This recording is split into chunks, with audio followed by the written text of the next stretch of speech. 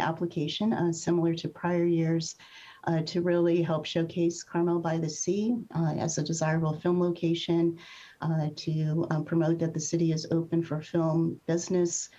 This would include funding for one-time costs of advertising.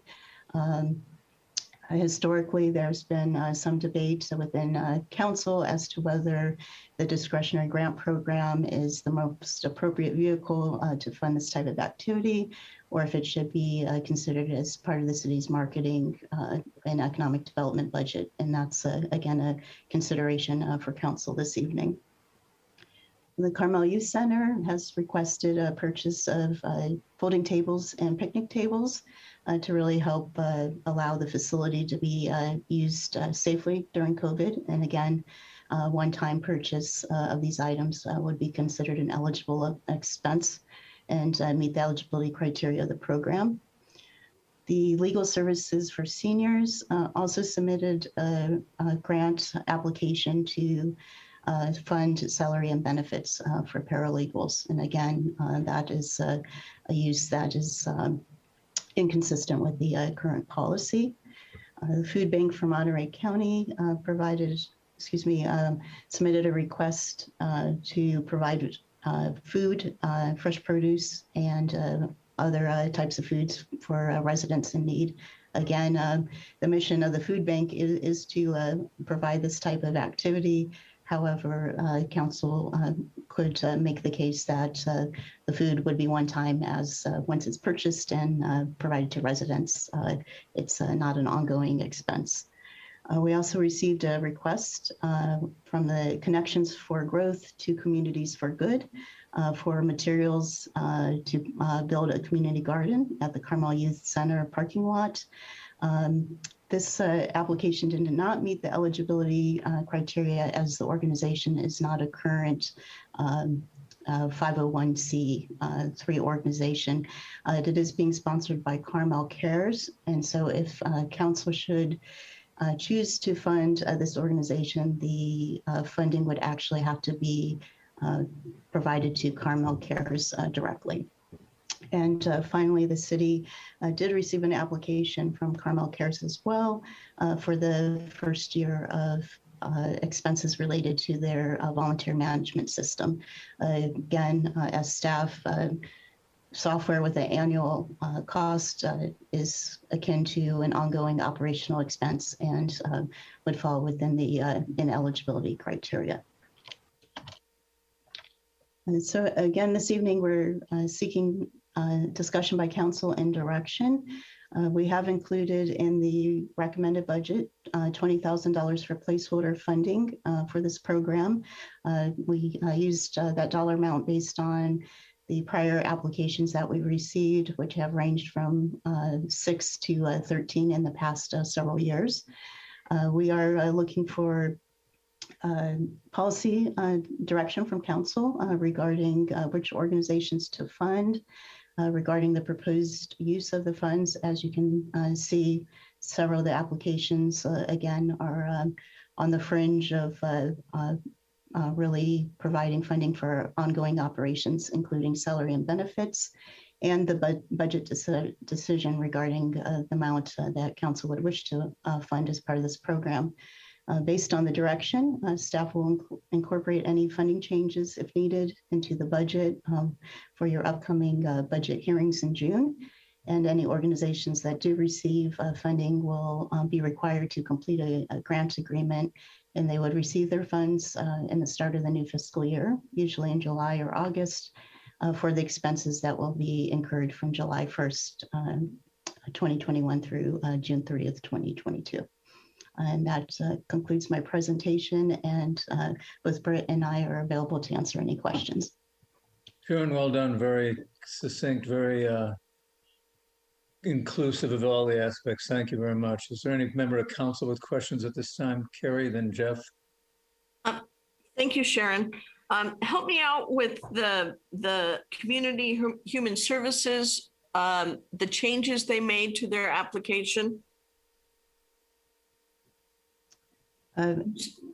Did item 5, you said that they reapplied, redefining what they were using the funds for. Is that correct?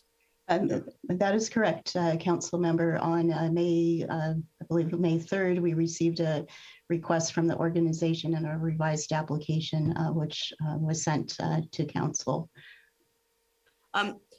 Was that after the date that it should be submitted, or? Correct. The grant application deadline was in April 20th, I believe. Right. And so obviously our staff report, our matrix was based on those initial applications we received in a timely manner before the application close date. Okay, thank you for that clarification. Jeff, I think was next. Yes, thank you. My question was the same as Carrie's. Karen, did you have your hand up? Same question. Any other questions before I open it up to the public? Karen? I do note that someone is trying to use the chat to put comments in, and Britt might instruct people about not using the chat for that. Oh, you're right. I did not mention that. Thank you, Councilmember Ferlito. This is a reminder to the public that the chat is not a considered part of the record. If you'd like to address the council, please do so when the mayor requests public comment. Which will be now. This is an opportunity for any member of the public to speak on this item. 3-minute limitation on that testimony. If you'd state your name for the record, I'd appreciate it. Is there anybody wishing to speak tonight? I'd like to speak. Already. My name's Rob Rapp. I'm the Development Director for Community Human Services, the one that everyone had questions about. So thank you for letting me speak here. And thank you, Dale, if you're still here. We got some of that restaurant grant. It was great. We used it at Genesis House and at Casa de Noche Buena. So Casa de Noche Buena opened. It's a homeless shelter for single women and families with children. It opened January 19th. We've had a full house, as full as we could have.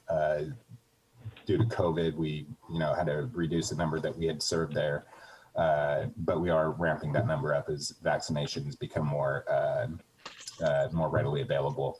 I made a mistake when I was filling out this grant application. I asked for salaries. I understand that that's not the what the city's looking for in this. It was a mistake on my part. I understand. I did try to.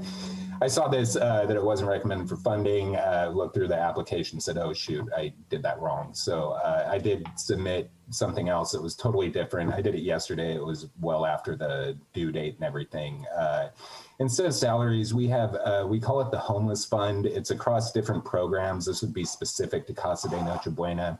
Essentially, it's small grants that we give out to homeless individuals that really help them take the step out of homelessness. We use this for medical, dental. A lot of times, the homeless people we serve often have dental issues that really prohibits them from getting employment. We can help with that. We do things with cars. If they're using cars to get to school or work, we'll replace tires if that's something they can't afford. It's really small, targeted grants. The maximum amount's $500 that somebody can request from us for something like that. We also do school, new clothes for a new job, that kind of thing. Just small targeted things that can really help people move out of homelessness and into permanent housing, which is a goal of all of our homeless programs, is to get people into permanent housing. So I did revise that. I understand if it's too late, but hopefully my mistake doesn't, restrict us from getting this funding, but I do understand. I'd also like to add that we've asked every city on the peninsula to support Casa de Noche Buena, this homeless shelter, financially.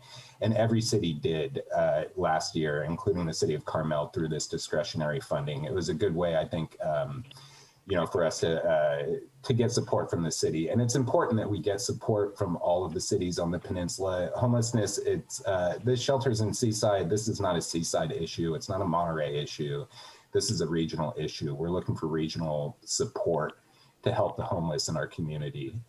It doesn't know boundaries. It doesn't know city boundaries.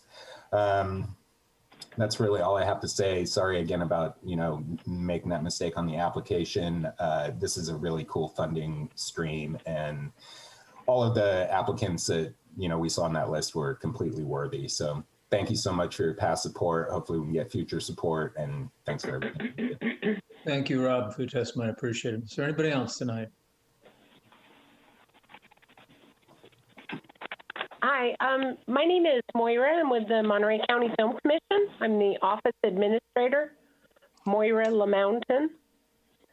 We submitted a grant. We have partnered with the city on several occasions over the last 5 years. We are a very small 1.8 full-time equivalent nonprofit. The support that we receive from the city of Carmel really helps to propel the message of Monterey County as a destination for film. With a larger ad, we can profile scenic pictures of Carmel. You probably are aware that there was an Amazon film recently in Carmel in the downtown area on Ocean Avenue. That was Amazon, All the Old Knives, which is from a book which was set in Carmel-by-the-Sea.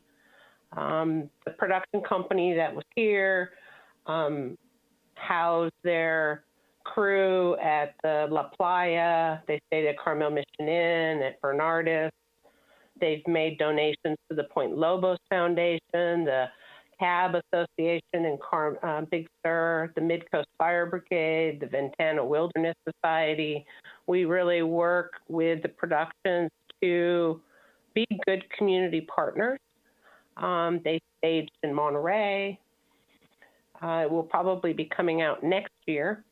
And we would really love to continue to work with the city of Carmel.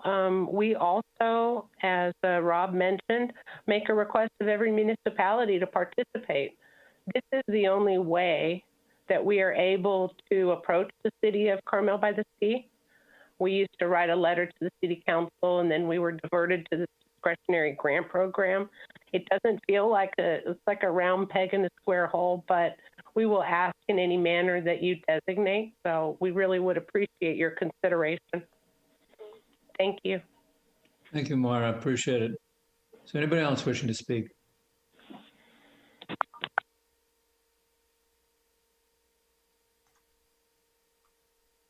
Britt, what do you think?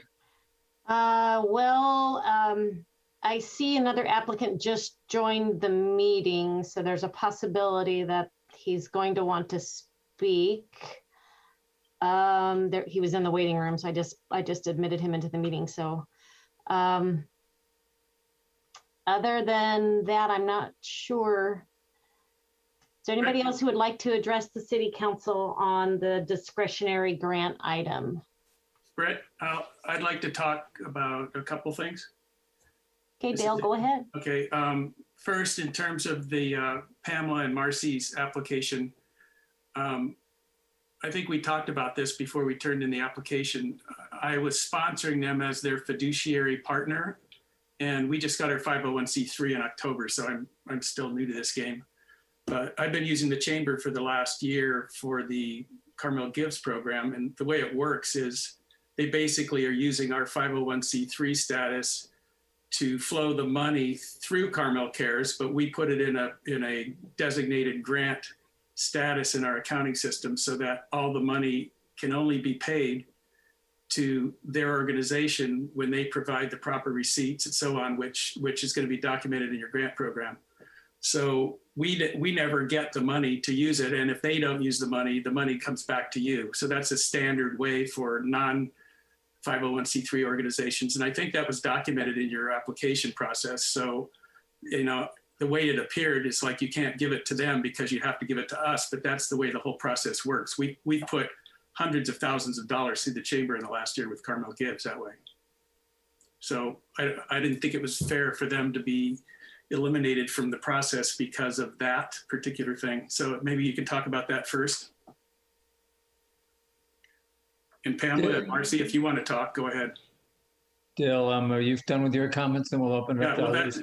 It's a little, I have something quickly to say about the Carmel Cares grant as well.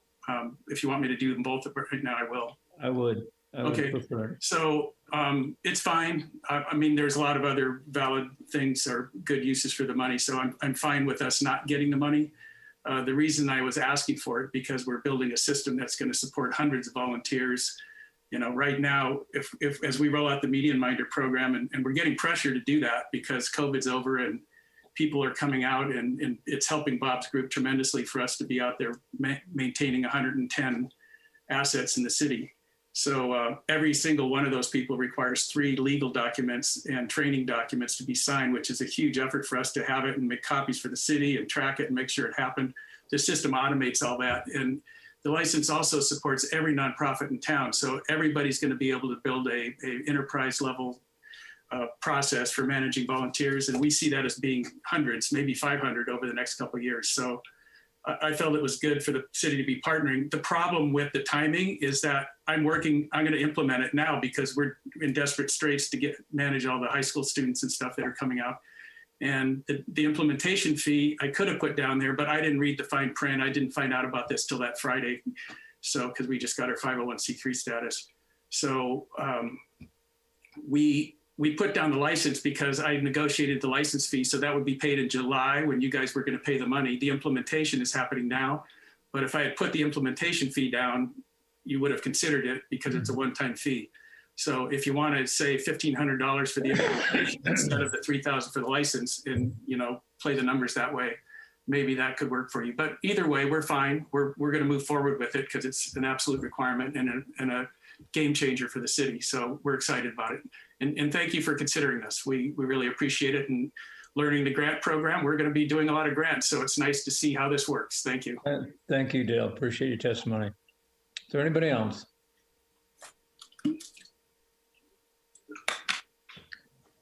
Yes.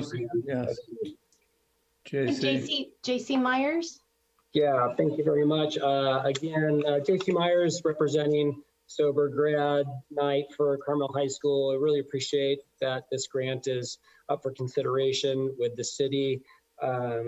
We worked really hard in this climate to generate the funds to make sure that we can support 227 students, both with Carmel High School and Carmel Valley High School, to be able to attend the Sober Grad Night event for free, which costs about $225 per student when it all kind of settles itself out, of which 25 of those students are in the 93921 area code, and then about another 130 or 40 more actually in Carmel itself. So we just appreciate you guys considering us, and we thank you in advance for whatever you'll consider for us. We're about 10,000 shy of where we're hoping to raise in this particular climate. So thank you again.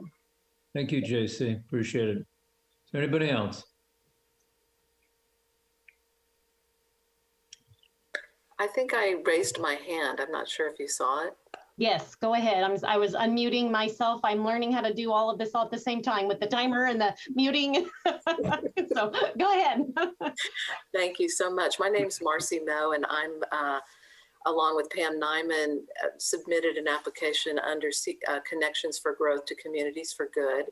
And I want to thank Dale for partnering with us as our fiduciary partner, since we are relatively young as a nonprofit organization, or we're not actually one. But anyway, we've been working with the Carmel Youth Center to create help them to create a vision.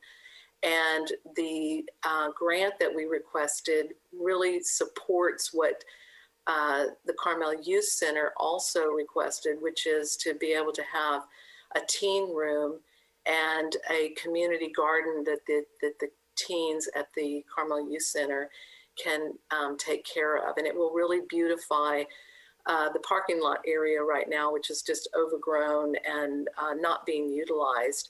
And I think it would just be a great opportunity for us to work together and complement what you have already approved. Thank you, Marcy. Appreciate it. Thank you. Is there anybody else? Don't see anyone else with their hands raised, because they would come to the top of my screen, and I don't see them right now. Oh, I need to reset that. So. All righty. Well, it seems like we've given them ample opportunity to come forward. Okay. Sharon, did you have any other closing observations or comments before I bring it back to council for direction?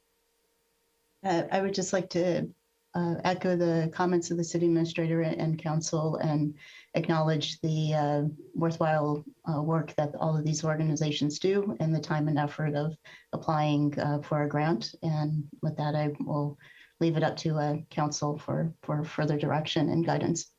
Thank you, Sharon. All right, council, your preferences? Jeff. I'm happy to go first. Thank you, Dave. And thank you, everybody who applied. All of the organizations are very good. Thank you for taking the time out of your schedule to apply. My personal inclination would be to generally follow the staff's recommendations. I would make two exceptions, one for the community human services and the mix-up that happened there and the correction of the application. I would also make an exception for the connections for growth to communities. I think that to me, that sounds like a good sort of interesting project, very, very local. I understand, I'm a little bit puzzled why they didn't go through the Carmel Youth Center and they went through Carmel Gives, but I think it's worth, to me, that sounds like a worthwhile project. So those, generally fits within our categories, our criteria. I also, one of the things is I was kind of flipping through these applications and then listening to the comments. One of the things that might make our policy a little better, I like the way that some of the applications fund specific projects. The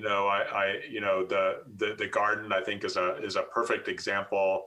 I think, the Sober Grad Night is another perfect example of the sort of specific projects that are, better distinguish the projects from sort of general operating expenses. And I think maybe that's something the council might consider sort of exploring a little bit and changing the policy. But those are my comments. Jeff, if I could ask you then, I noticed that we have 20,000 in the budget. It looks like there's 15,000 allocated that met the criteria. You suggested augmenting the other two. Would that be to bring it up to the total of 20 for the? Yeah, I assume that, yes, I guess it would. I would assume that we would either, once we have a final list of projects, we would figure out what to do. We as a group would figure out what to do with the overage, whether to just swallow the $1,000 or trim a couple of the applications by $500, whatever we thought was appropriate. I don't have a lot of feeling on that issue one way or another. Yeah. Thank you. Other council people?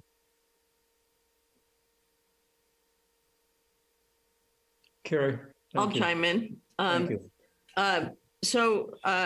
I appreciate the work that's done, Sharon. Thank you for doing the once over here. I would also go with the staff recommendations. I'm fine with the suggestion of adding community human services and the connections for growth to community goods. My suggestion would to give 3,000 to community human services and 2,000 to the connections to growth. I think we definitely need to stay within that $20,000 budget. So thank you.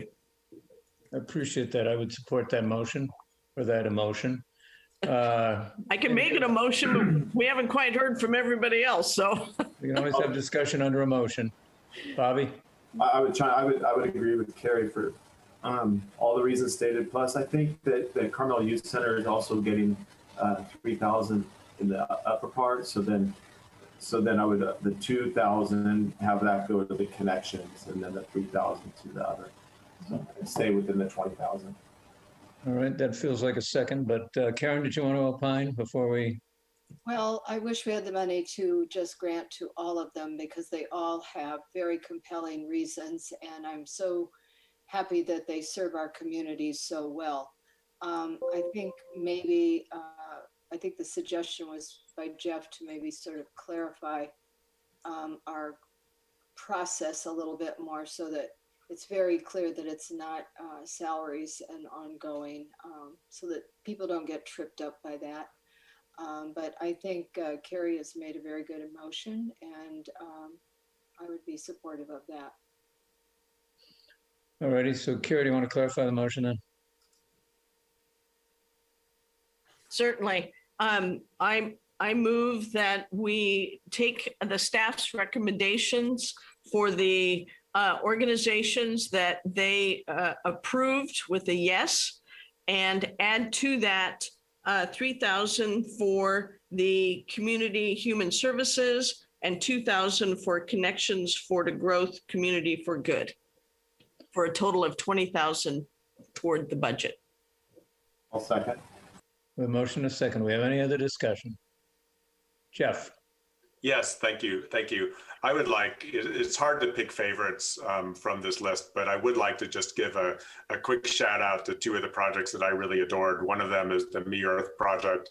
They do a tremendous amount of work in the North Dunes with plants and getting the middle school kids into the outdoors and used to working with the ground. I think that's just a great project in all.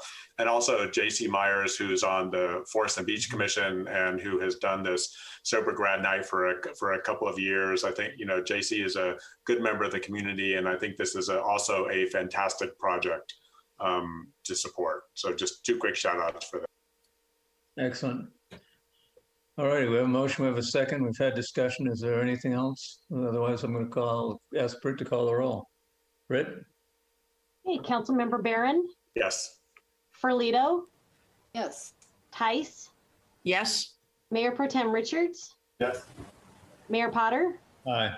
Hey, it passes with 5 yes votes. Thank you. We're fortunate to be in a position where we have some money to allocate in these austere times, so thank you.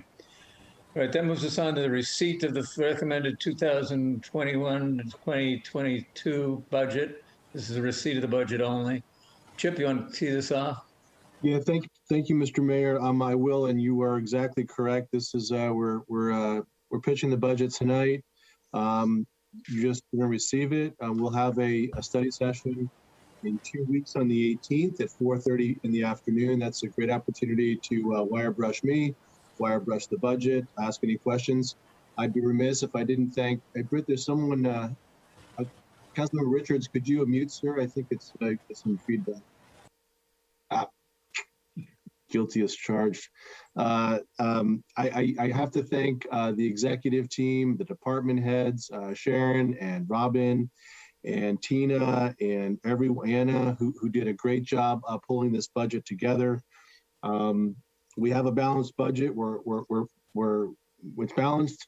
All the economists in the literature are talking about what they describe as a K-shaped recovery, where the upper arm of the letter K, technology sector, even though tech stocks were down, 3 or 4% today, so that wasn't such a good example to my remarks. Manufacturing sector, software, continuing some level of growth, and as we heard from some of our partners last night, travel, hospitality is going to lag. And again, we don't know what's going to happen in that regard. We did hear you, though. We did hear council at the last couple of meetings. We've rebuilt the budget with a lot of cautious optimism. I should have led off in March and April with no new initiatives. I failed to do that. But again, we are returning to an old theme, which was rebuilding the foundation. We took an entire year off from our capital work, which was unfortunate. We were forced to do that. But we did, again, respond to your direction. But as a result of that, we did get a lot of asks. Again, that the last item on the agenda that we just heard are a prime example of agencies and organizations trying to recover from the pandemic, and they're doing so by looking at any economic resource available. The mayor talked about last year's budget being the most difficult in his long storied career in local government. This one is only slightly better. And you all know that I'm the slowest reader on earth. I am reading Profiles in Courage, written by John F. Kennedy, who became president. He wrote this when he was a senator. And I tell you I'm slow because I'm still in the foreword, which is actually before the preface. So I'm not even there yet. But apparently President Kennedy was fond of quoting Dante. And Dante said, "The hottest places in hell are reserved for those who, in times of great moral crisis or just great crisis in a situation, maintain their neutrality. I can't tell you that this is the most comfortable budget I've ever pitched to you. I'm not going to be neutral. I am concerned about our revenue estimates. I'm concerned about our expenditures. I'm concerned about our reserves and our fund balance. So Sharon's going to get into some detail pitching the budget today, but please, community, public, council, feel free. I encourage you to ask the hard questions about the way we built this budget. And let's have a very vigorous debate, because I think in this odd time of coming out of the pandemic, we need to ask the hard questions about where we're going economically in the next year. So I'll conclude there. Sharon?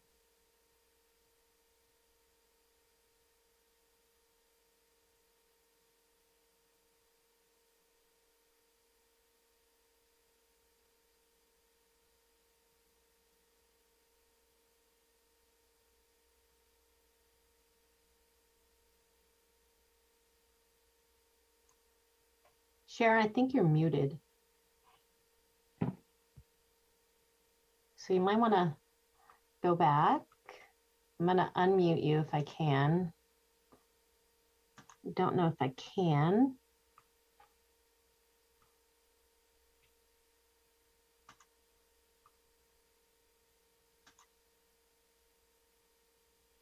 So stop screen sharing and then go back to your screen and then unmute you and then share your screen again.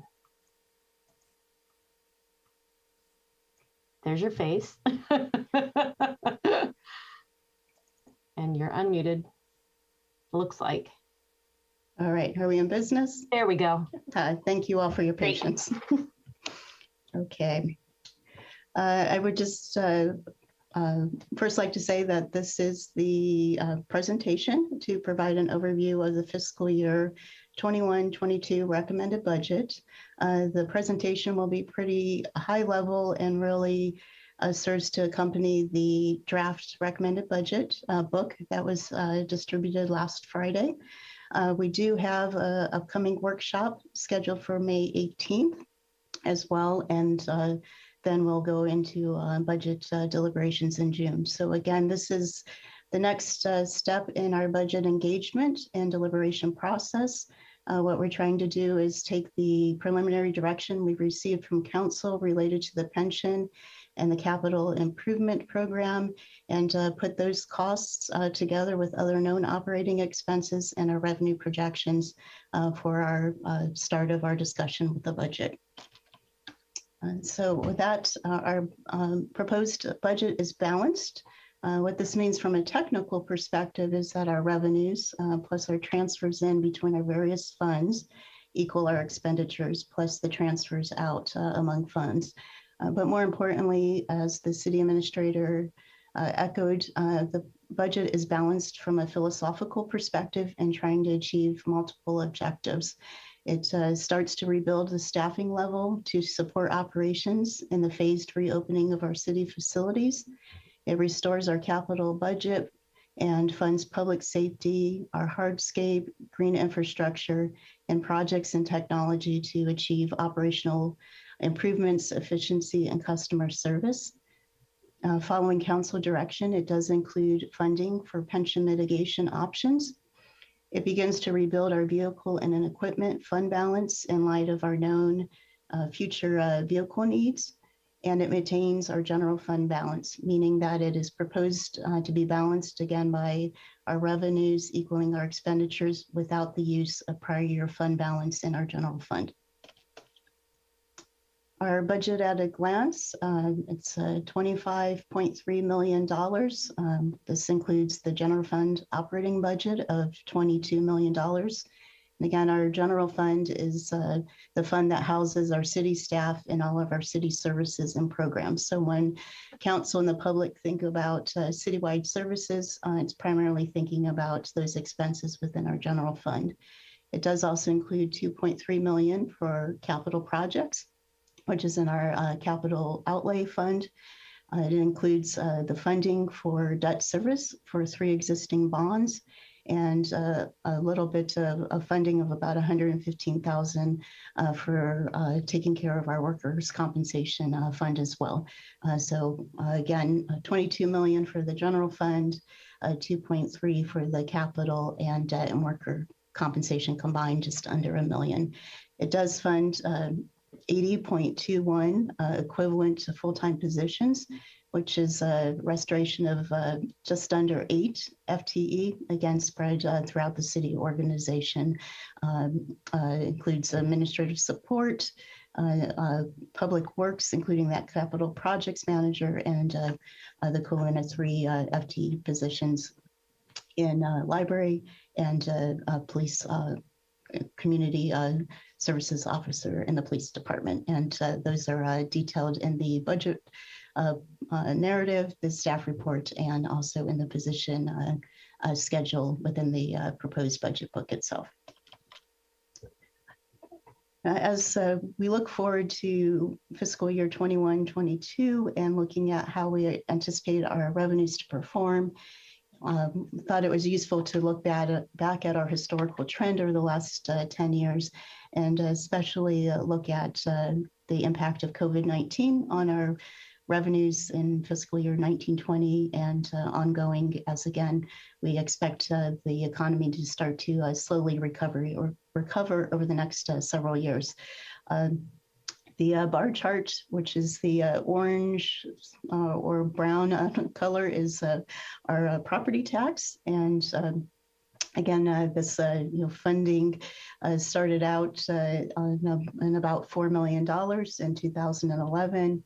It's been steadily increasing, and interestingly enough, as we put together our budget this current fiscal year, we did expect our loss of revenue due to sales tax and transient occupancy tax due to the impacts of COVID-19, travel and place restrictions, shelter in place, which prevented travel and various spending patterns. What we didn't anticipate is that the state would experience historical highs in the real estate market. I think this was brought on by people spending time at home based on the working remotely, as well as people not being able to travel, as well as low interest rates. And so the state has experienced record highs in the statewide average.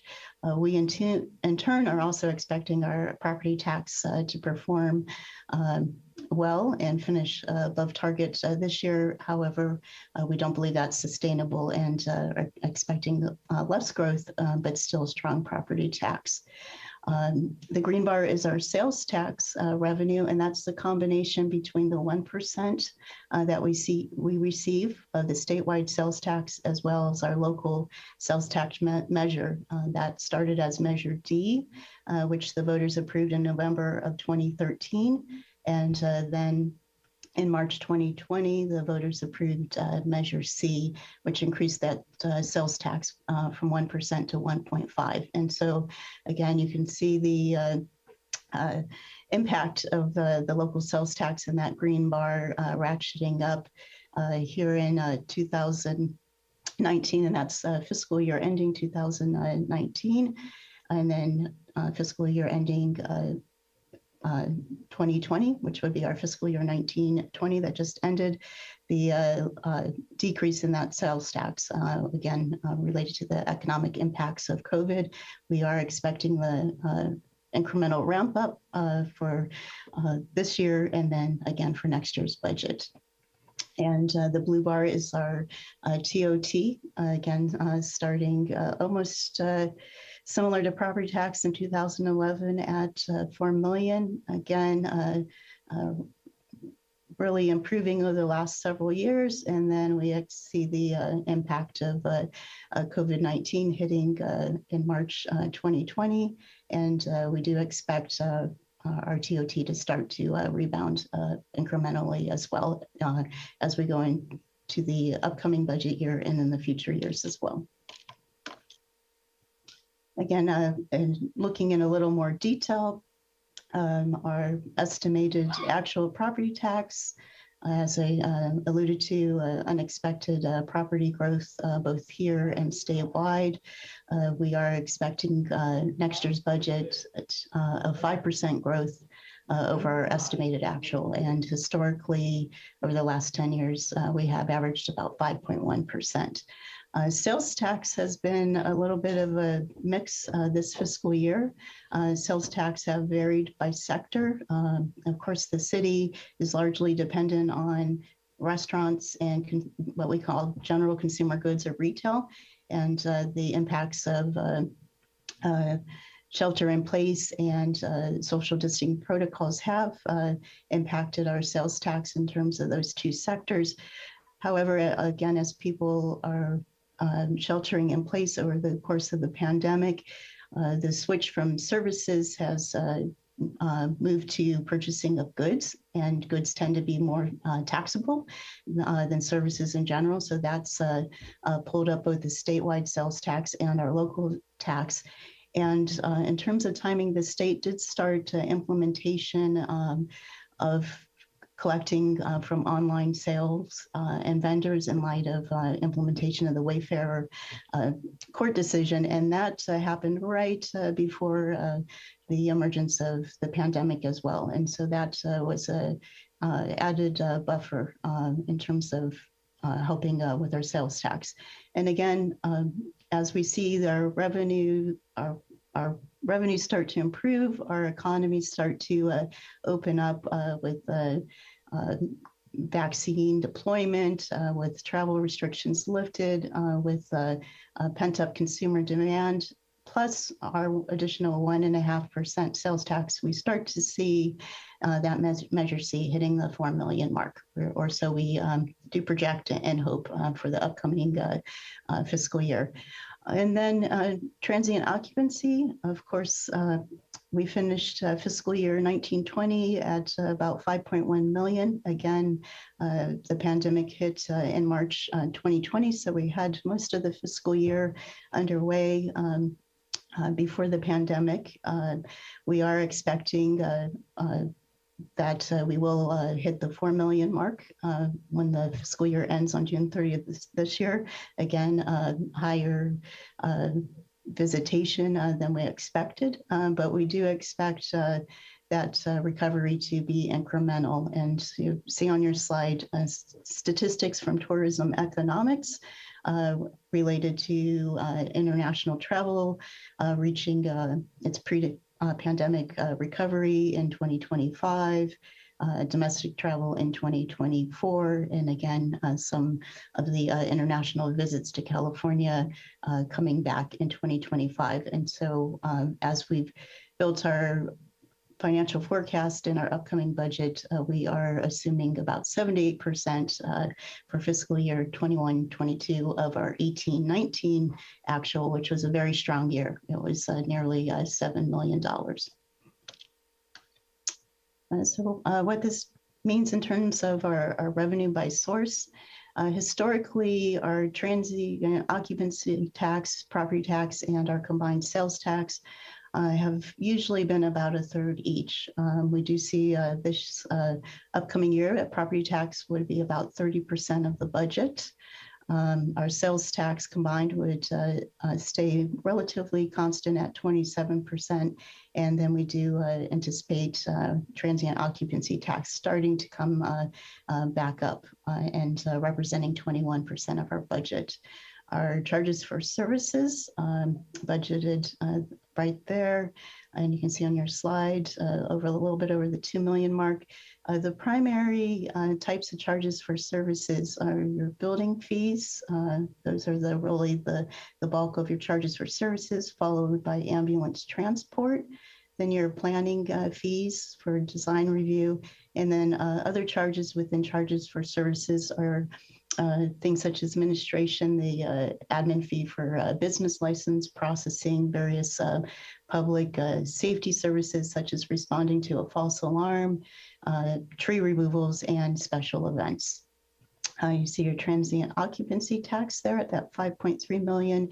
And our other revenues are again a little higher this year than the past. We have approximately $560,000 in grant revenue that's pulling this revenue up this year compared to prior years. On the other side of the equation, your expenditures at a glance, you see there your salary and benefits representing 43% of your citywide budget. If you just think about salary and benefits as a portion of your operating budget, it's closer to 50%. This year, we do have a pension specifically called out, and that's 11% of the proposed budget. That includes the 1.8 million of your required payment to CalPERS, as well as the $1 million that we've set aside based on council direction for pension mitigation strategies. Again, at this point in time, the method of how to use the pension mitigation funding does not need to be decided. What we'll just need to do is continue to work through the budget process and with council's direction, include the funding, and then those directions and decisions related to establishing a trust or additional payments to CalPERS can be made later in the upcoming fiscal year. Outside services is 24% of the budget, and a lot of those items are in lieu of staffing. So those include things such as your fire service contract, legal services, janitorial, tree contract services. You see your capital budget is 9% of your citywide budget, and debt about 4%. And again, your debt service is those payments for your radios, which is about $17,000. It's decreased a little bit this year. Your interest-only payment for the Sunset Center, about $160,000, which again in the out years will return back to the $500,000, and your pension obligation bond of about $700,000, which does sunset on June 1st of 2023. So a little bit of short-term debt savings, and then in the out years we'll see additional savings as that pension obligation bond matures.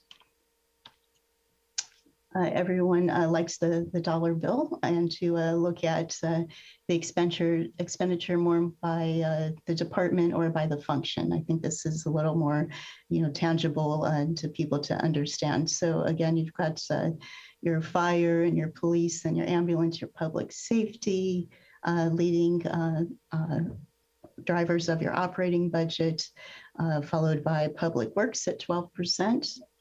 Again, capital, 9%, and your citywide is higher again this year at 16% because that does include the additional 1%, the additional 1 million for your pension obligation mitigation funds. So you do see that percentage up a little higher than prior years. And then your other citywide department and functions, again, illustrated on the chart, as well as your dollar bill, and again, totaling to your $25.3 million budget. Capital projects, again, we've really tried to illustrate the proposed funding for capital projects by category. Streets and sidewalks being your highest percentage, 42%, or about $981,000.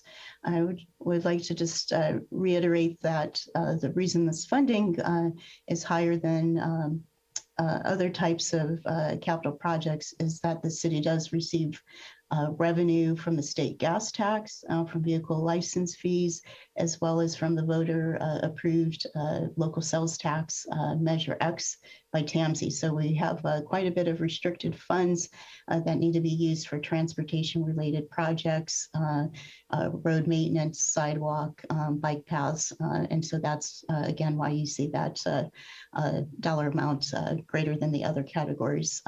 We have drainage represented at 4%, our building facilities at 6%. What we're calling our green infrastructure, our various projects at Mission Trail Nature Preserve, at the Scenic Pathway, and at the Carmel Beach included. Projects for our IT servers, and the planning project for digital access to property files, which again will help improve operational efficiencies, as well as improve public access and customer service. And then your public safety represented at 29% for the purchase of various vehicles and communications to really enhance our response capabilities. With that, I'm going to ask my colleague, our Public Works Director, to walk us through some of the changes in our recommended capital projects compared to our April meetings with Council. Thank you, Sharon. I'm not going to bore you by going over every one of these projects, but what I like to do is highlight things that have changed since our April, the last time we reviewed it in April. The first project is a complicated one, so I just want to make sure we're all on the same page. This is our annual paving project. It includes the San Carlos bike route. It includes meeting islands on San Carlos. It includes repairs on Mission sidewalks. And what has changed, we're still recommending it like we did in April, it's still recommended. We added some additional sidewalk repairs, and the external funding just changed just a minor amount. The police radio antenna, the only change here is that we're going to be funding it out of the vehicle and equipment fund. It's still recommended. The public access to digital property files, what we're recommending now is to fund half of it in the new fiscal year and then the second half the year after. So we're looking at $66,000 to get the project going. The drainage system repairs was recommended both in April and May, no change. Sunset Center hazardous material testing and some window repairs. Ignore that comment. We paid for it from the vehicle equipment fund. The ambulance, what we wanted to do was purchase it outright rather than paying for it over 5 years, as previously mentioned. And that would be coming out of the vehicle and equipment fund. Library master plans, no change, it's still recommended. Facility maintenance supplement would go in our operating budget. It's $45,000. The next item is the 22 police radios. That one, we do still want to keep it on a 6-year lease. And that would be funded from the vehicle and equipment fund. The retention schedule is to complete the work that our city clerk is doing. That would be in the operating budget next year. Mission Trails Nature Preserve, this would be the design and get permits required to start our stream stability projects. No change, it's still recommended. The forestry management plan continues to be recommended. It will just be in the operating budget. ADA upgrades is our annual project. We're continuing to recommend it. Park Branch Library backup generator, we're continuing to recommend it, although it will be funded from the vehicle equipment fund. The 6th Avenue and Devendorf Plaza, what our understanding is that we're not going to be funding anything at this point, but in next fiscal year, it'll be a part of our work plan is to start doing some outreach and getting the word out about this potential project of the future. Moving on to special projects, the Ocean Avenue median split rail fence is not included in the budget at this point. We will add that if and when a donation is made. It will be added to the capital improvement program. Wildfire risk assessment is still recommended. It will be in the operations budget. Wayfinding signs, there's no change. North Dunes habitat restoration is also no change. It will be in the CIP, not in the operating budget, as presented last time. And I can't see the rest of the slide here. There we go. That helps. 18 is the wayfinding signs, no change there. 19 North Dunes, no change. That will be in the CIP, not the operating budget. I think we said that. The last two are not funded projects, but in our work plan, we treat them like projects because there's still plenty of work to be done. One is to oversee and coordinate with Carmel Cares and all their initiatives. And the next one is energy efficiency projects. We are looking at a couple of potential projects, but no funding will be necessary from the city. Moving on to the next page. The projects in blue were alternate